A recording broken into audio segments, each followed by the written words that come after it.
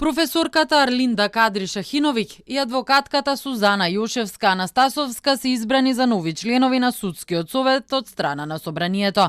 Тие беа предложени од претседателката Гордана Силјановска-Давкова и треба да ги пополнат испразнетите места на Весна Дамева и Милјази Мустафа, чиј мандат заврши. Силјановска-Давкова, образложувајќи ги нејзините предлози пред пратениците, порача дека идејата е била со нови профили на личности да се реформира Судскиот совет и да се зголеми довербата во судството. Двете кандидатки не ги избрала пред се дека се жени, туку поради нивната стручност и компетентност. Од Кадри-Шахиновиќ, претседателката смета дека може да се очекува посветеност ангажман во границите на правото и поделбата на власта, како и одбрана на независноста на судството.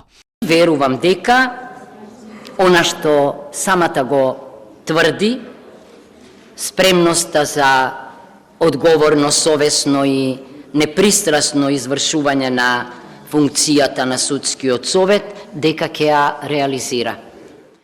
За Јошевска-Анастасовска се определила поради нејзиното искуство и досегашната работа, како и нејзината препознатливост во јавниот простор.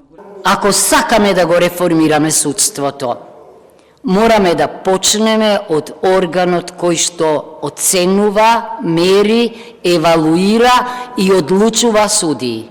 Мислам дека таа е способна да го направи тоа.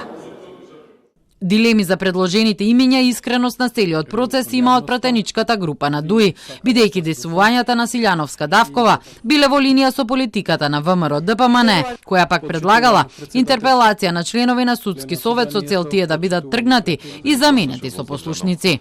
Претседателот на Судскиот совет Александар Камбовски изјави дека не се сомнева во изборот на претседателката и дека одбрала вистински професионалци.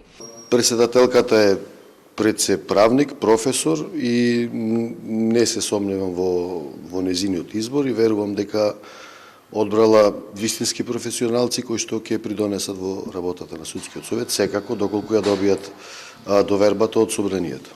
Јошевска е адвокатка повеќе од 2 децении и е дел од јавните дебати за состојбите во правосудството. Шахиновиќ е вонредна професорка на приватниот МИТ универзитет во Скопје и беше дел од првата комисија за помилување на претседателката Силјановска.